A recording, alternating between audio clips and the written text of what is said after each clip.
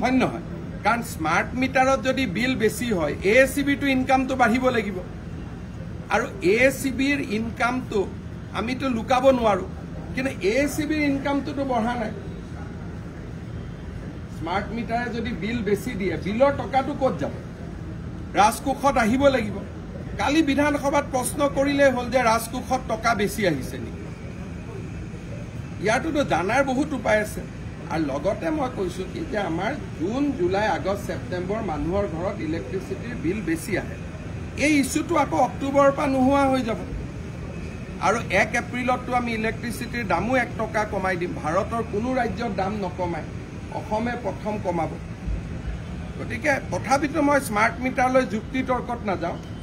অহা কালিৰ ভিতৰত আপোনালোকে মোক জনাই দিব মোৰ অফিচৰ পৰা আপোনালোকলৈকে ফোন কৰিব যে যোনজন সাংবাদিকে বিচাৰে যে ঘৰত এটা স্মাৰ্ট মিটাৰ মেনুৱেল মিটাৰ আমি দুটা লগাম আৰু আপোনালোকে পৰীক্ষা কৰি ল'ব